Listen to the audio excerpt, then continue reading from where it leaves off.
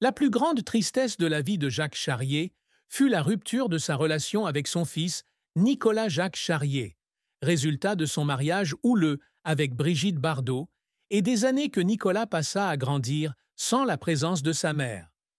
Né le 11 janvier 1960, Nicolas fut sa plus grande joie, mais aussi sa plus profonde douleur.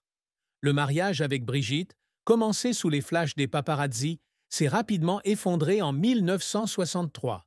Et Brigitte, qui a ouvertement admis ne pas avoir d'instinct maternel, a laissé Nicolas être élevé par lui et la famille Charrier. Il se souvenait des longues nuits à Paris, quand Nicolas était jeune, à demander des nouvelles de sa mère, et il devait trouver un moyen d'expliquer l'absence de Brigitte sans la blesser. J'avais le sentiment d'avoir échoué en tant que père, en n'étant pas capable de fournir une famille complète à mes enfants, a-t-il confié dans une rare interview en 1990. Cette tristesse s'est aggravée lorsque Nicolas a grandi en Norvège, physiquement et émotionnellement éloigné de lui, et lorsqu'il a lu les lignes des mémoires initiales BB. L'interview de Brigitte de 1996, où elle a qualifié Nicolas de tumeur et a déclaré qu'elle aurait préféré donner naissance à un chien. Il pleurait dans sa galerie, se sentant trahi non seulement par lui-même, mais par son fils. Bien que Nicolas et lui se soient réconciliés plus tard, la douleur de ces années de séparation est restée une cicatrice qui n'a jamais guéri, le laissant souvent se demander ce qu'il aurait pu faire d'autre pour garder son fils plus proche. La carrière de Jacques Charrier est un voyage qui s'étend sur plus de 6 décennies, avec des sommets éblouissants et des vallées mémorables. Né dans une famille de militaires messins, il manifeste très tôt une vocation artistique en étudiant la céramique à la Haute École des Arts du Rhin de Strasbourg en 1953. Avant de se tourner vers le théâtre, en 1953, l'École nationale supérieure des arts et techniques du théâtre en 1956. Son premier rôle dans Les Tricheurs de Marcel Carné en 1958 le fait connaître, où il est salué pour sa sincérité et sa profondeur émotionnelle. Le film a rapporté plus de 4,7 millions d'entrées en France, faisant de lui l'un des jeunes visages les plus prometteurs du cinéma français. En 1959, il joue aux côtés de Brigitte Bardot dans Babette s'en va en guerre, une comédie de guerre qui attire plus de 4 millions de téléspectateurs, consolidant sa place dans l'industrie. Son rôle dans L'amant de 5 jours de Philippe de Broca en 1961 lui a valu un prix d'interprétation au Festival du film de Berlin, une étape importante. Il continue à collaborer avec des réalisateurs célèbres tels que Claude Chabrol dans L'œil du malin en 1962 et André Cayatte dans Anatomie d'un mariage en 1964, démontrant un large éventail de capacités d'acteur allant de la comédie à la tragédie. En 1969, il cofonde avec Jean-Claude Brialy une société de production cinématographique, se concentrant sur des projets à petit budget dans l'espoir d'apporter des histoires uniques au public. Il s'est également essayé à la production de Le Divorce en 1970, un film salué par la critique pour la sophistication de sa narration. Cependant, sa carrière n'a pas été exempte d'échecs et de controverses.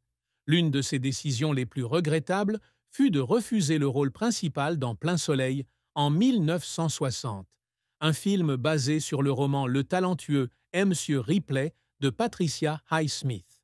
Ce rôle a été confié à Alain Delon, devenant le tournant qui a amené Delon à la célébrité internationale. Il a confié dans une interview en 1985 qu'il avait le sentiment d'avoir raté une grande opportunité en raison d'un manque de confiance. Sa société de production cinématographique et celle de Brialy ont fait faillite en 1975, après que des projets tels que Les volets clos n'aient pas atteint les revenus escomptés, le laissant avec une importante perte d'investissement et des difficultés financières. Il se tenait dans son bureau vide à Paris, lisant des articles critiques et pleurait avec un sentiment d'échec. En 1996, les mémoires de Brigitte Bardot ont suscité la controverse lorsqu'elle l'a décrit comme vulgaire et contrôlant, ce qui l'a poussé à intenter un procès pour atteinte à la vie privée. Il a gagné le procès, recevant 150 000 francs, mais s'est senti blessé par l'erreur de jugement du public. Un autre échec fut le film Tir au flanc 62 de 1960, où il fut critiqué pour son manque de profondeur dans son jeu d'acteur, ce qui l'amena à remettre en question son talent. Les efforts de Jacques Charrier au cours de sa carrière l'ont souvent fait pleurer. Lors de la préparation des Tricheurs en 1958, il travaille sans relâche, apprend à jouer le rôle d'un jeune rebelle et pleure après la première à cause de la fierté qu'il ressent lorsque le public applaudit.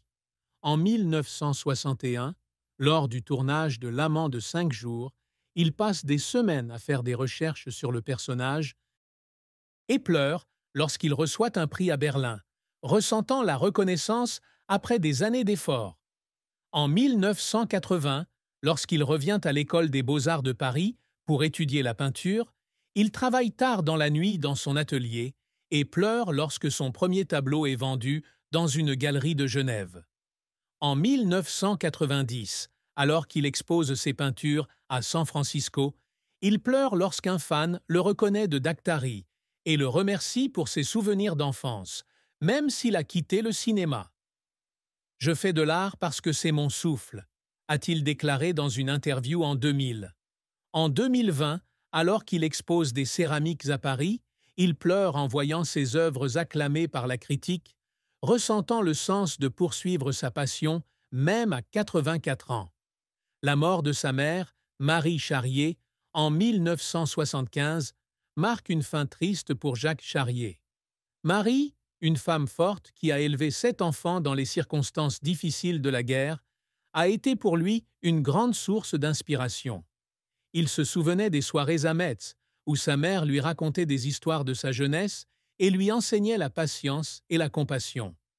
Lorsqu'elle est décédée d'une pneumonie, il tournait un petit film à Nice. Il a reçu la nouvelle par un appel de sa sœur et a eu l'impression que son monde s'écroulait. Il est retourné à Metz, s'est tenu devant la tombe de sa mère et a pleuré parce qu'il n'avait pas eu l'occasion de la remercier pour ses sacrifices. Cette perte l'a fait réfléchir sur le temps et il a décidé de passer plus de temps avec sa famille, en particulier Nicolas et ses filles issues de mariages ultérieurs. Amour et mariage de Jacques Charrier est une histoire pleine d'émotions, avec de grandes joies et de profondes peines. Il s'est marié 4 fois, mais son mariage avec Brigitte Bardot, de 1959 à 1963, a été le plus marquant et aussi le plus traumatisant. Ils se rencontrent sur le tournage de Babette, S'en va en guerre en 1959, et tombent rapidement amoureux. Il se souvenait du moment où Brigitte portait une robe à carreaux roses de Jacques Esterel à son mariage à Louveciennes, son sourire faisant fondre son cœur. Cependant, le mariage a rapidement connu des difficultés lorsque Brigitte est tombée enceinte de Nicolas.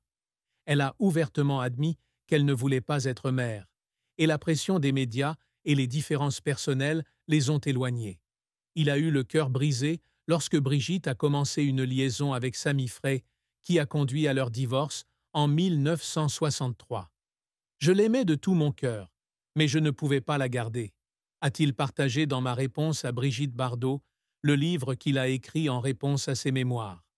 Il pleurait dans son appartement parisien, en regardant ses photos de mariage, et avait le sentiment d'avoir perdu à la fois l'amour et la famille. La tristesse en amour ne s'arrête pas là. Son second mariage avec France Louis Dreyfus, de 1964 à 1967, lui a donné 2 filles, Sophie et Marie, mais s'est également terminé dans des tensions en raison de sa concentration excessive sur sa carrière. Il se sent coupable de ne pas passer assez de temps avec ses enfants et pleure lorsque la France part, emmenant les 2 filles avec lui.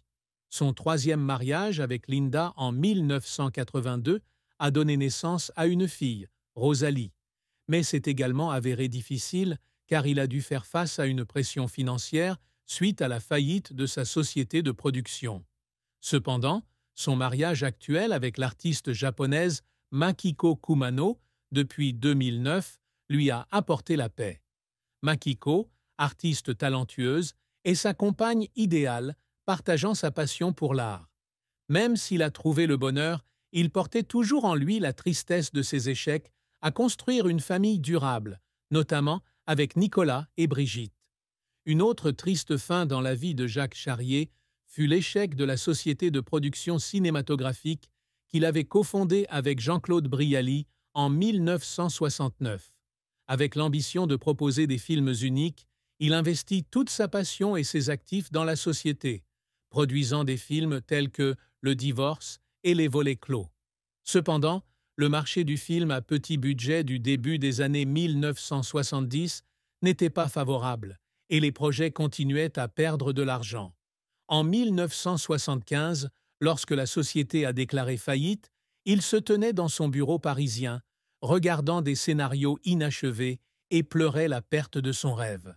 Cet événement a non seulement affecté ses finances, mais lui a également fait perdre confiance dans l'industrie du divertissement, ce qui l'a conduit à décider de quitter le cinéma et de revenir à la peinture et à la poterie. Il se souvient d'avoir fermé la porte du bureau, d'avoir eu l'impression qu'une partie de lui-même avait été enterrée et de s'être demandé s'il avait la force de recommencer à 39 ans. Les réalisations que Jacques Charrier s'est toujours efforcé d'accomplir ne se limitent pas au métier d'acteur, mais s'étendent également à la peinture, à la poterie et au rôle de père dévoué. Juin